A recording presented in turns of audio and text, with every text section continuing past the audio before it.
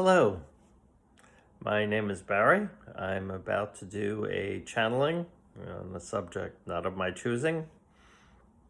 So I will close my eyes for a minute and then I'll start. I'll tell you more about myself and how to reach me if you have questions or stuff like that. But first, I'll begin.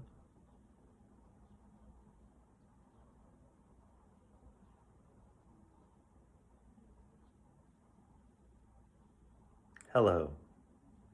Greetings. Welcome. Thank you. And thank you so much for listening to what I have to say. The topic today will be consumption of activities, leisure activities. Now, some of them involve physical activity.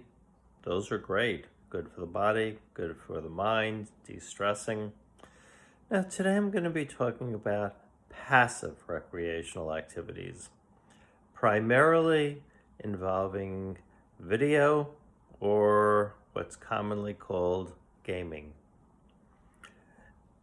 There are two different types of gaming, we believe. We have never actually seen one of them, so we can't speak with authority, but we have observed. And what we see is that there's a type of gaming that you have a live opponent. There's a lot of interactional dynamics. There's conversation, there's strategy, there's thought. It really involves a lot of the system. And that can be very good. It's stimulating for the brain. It involves social interaction, particularly for people who are not the most sociable types or who tend to be an introvert. It's a great way to interact with others. But, of course, there's a but. There's the other form of gaming where you're just interacting with a computer program. And yeah, there's a challenge involved in it, but there isn't that same interactional dynamic. Some programs are strategies. They take a lot of thought and creativity. Those tend to be not the most popular. And then there's ones that involve characters and all kinds of other things where you're interacting with the computer itself. You're playing a game. You're playing football or baseball or whatever on the screen. You're not interacting with anyone else. You're just seeing how quickly you can get your fingers to work. There's not a lot of strategy. It's just reflex. And of course, it's good to have good reflexes. But a lot of the cerebral cortex takes a nap when you do this. And if you do this type of gaming too often, you will find that parts of your brain just don't work so well because you spend a lot of time not using it. Now, gaming is something about gaming that people don't think about. When you say that you play games, that you're a gamer, what is it that you do? Think of it. You're playing games. And as such, games are for recreation. They don't help you grow. You don't learn. You don't open up your chakras. You don't connect with really much of anything. Yeah, your reflexes get a little better. You may gain some pounds. But doesn't really do anything because it's a game. Now, the other thing is absorption of media. And for this, it's both looking at social media and viewing traditional media such as movies, programs, etc. Doesn't matter whether it's cable or video or television. It's primarily a totally passive function where you sit there and you absorb. You don't think very much. You don't analyze very much.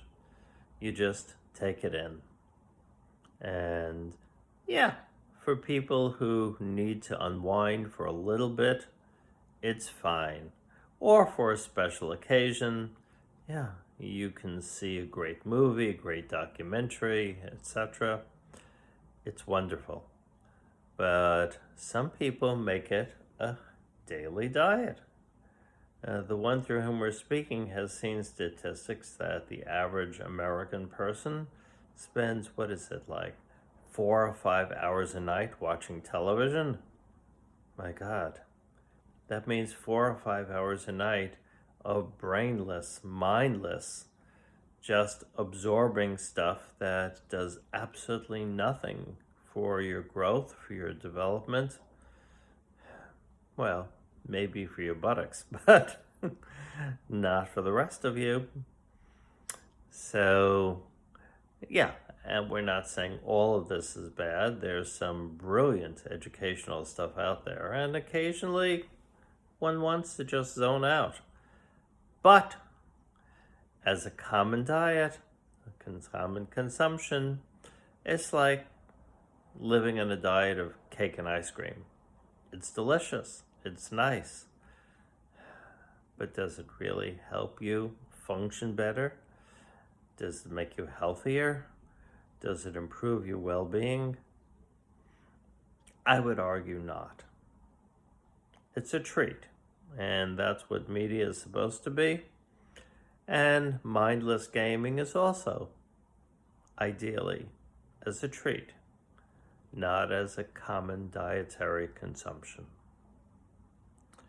So, I'm not trying to put down the producers of games or media, but rather be judicious in your use of them.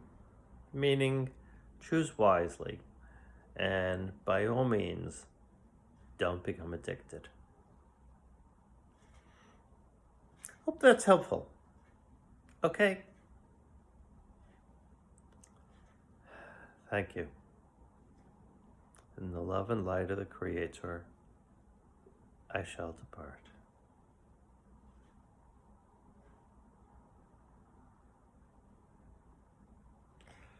Okay, so my name is Barry Naroff. I'm a professional spiritual intuitive. I do readings. Just ask a person's first name and you find out about things like life lessons, major traumas, belief systems, stuff like that. Also, New York State licensed psychotherapist to individuals and couples. Haven't done families in a while, but can if there's a request. I have a webpage called Birthright Therapy.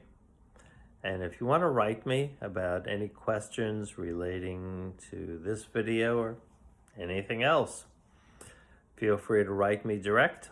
My email is barry@birthrighttherapy.com, or you can write in the comment section underneath this YouTube video. And if you find what you're hearing interesting, please subscribe. It really helps with the YouTube algorithms. And if you want to be notified when next postings are coming, there's a little bell icon next to the subscribe. Click on that and YouTube will notify you. Miracle! Miracle! Okay, so thank you very much. And until the next time.